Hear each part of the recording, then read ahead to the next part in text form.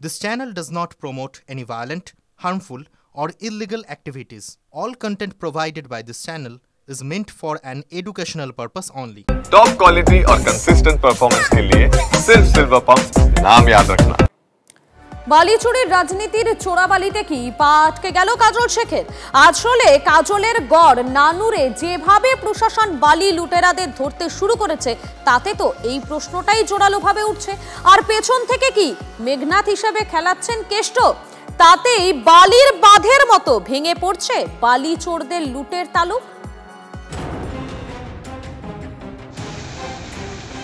এ ছবি দেখলে কে বলবে বর্ষায় নদী থেকে বালি তোলা নিষেধ? অজয়ের বুক ফাঁকা করে দেদারে চলছে বালি পাচার। রাতের অন্ধকারে অবাধে নৌকা দিয়ে তোলা হচ্ছিল বালি।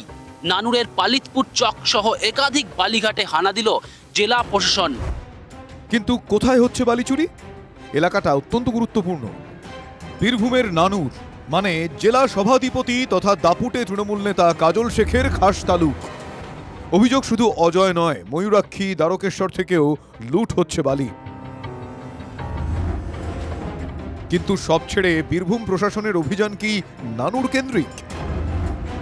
বিরোধীদের প্রশ্ন, অনুব্রতের ইঙ্গিতেই কি কাজলের ঘরে হানা? এতদিন পুলিশের লাইনটা আরেকজন নেতার নিয়ন্ত্রণে ছিল, সেটা থেকে বেরোতে না পারলে তো লুটের ভাগ ট্রান্সফার হচ্ছে না।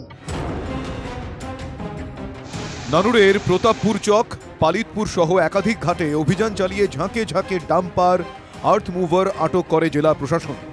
বিরোধীরা বলছেন এসব লোক দেখানো, পিছনে ভারসাম্যের খেলা। যারা এই ধরনের ঘটনা ঘটাচ্ছে তাদেরকেও গ্রেফতার করতে হবে।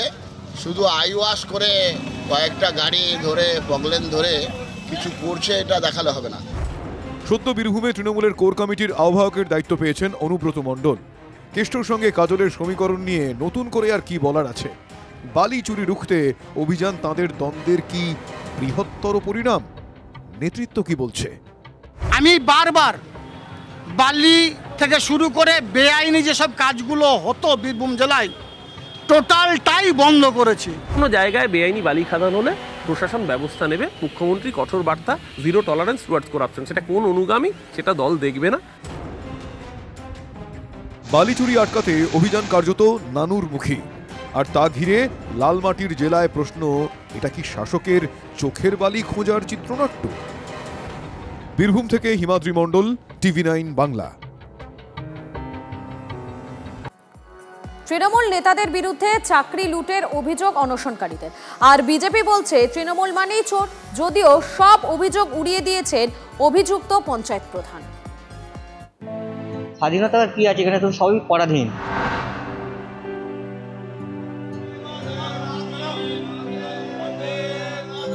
পঞ্চায়েত অফিসে চলছে জাতীয় পতাকা উত্তোলন, মিষ্টি বিলি, আর তার সামনেই চলছে চাকরি লুটের প্রতিবাদে অনশন।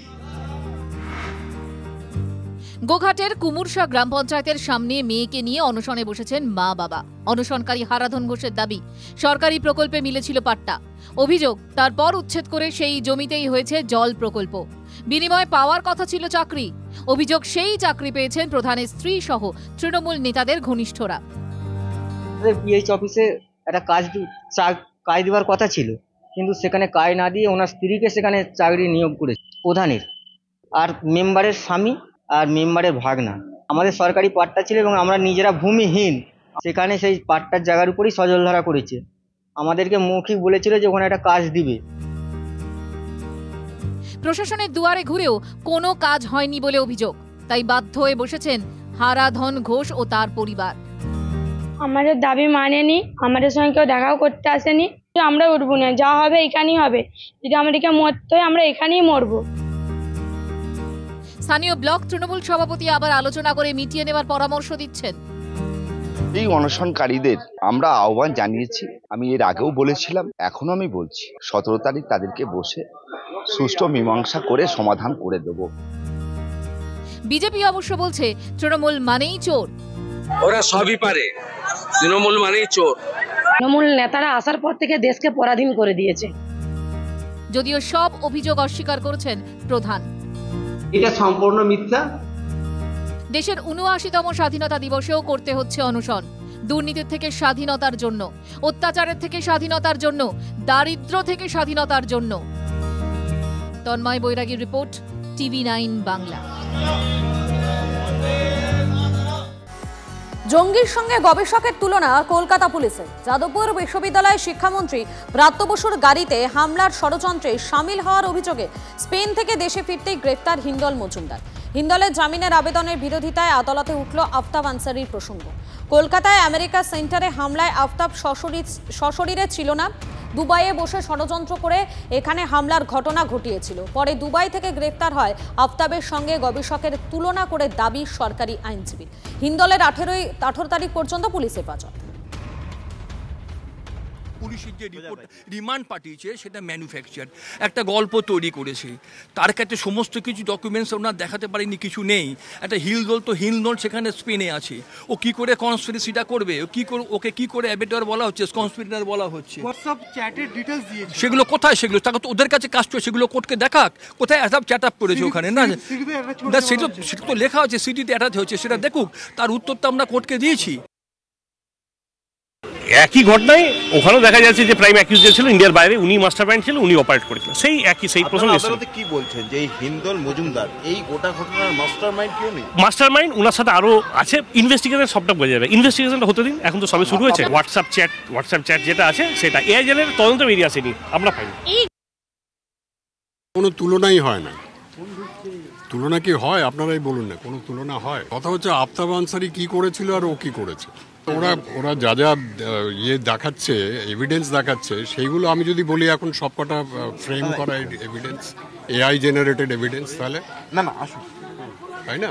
এটা একেবারেই আসে না, একদম কোনোভাবেই এটা ইয়ে করা যায় না, ইকুয়েট করা যায় না।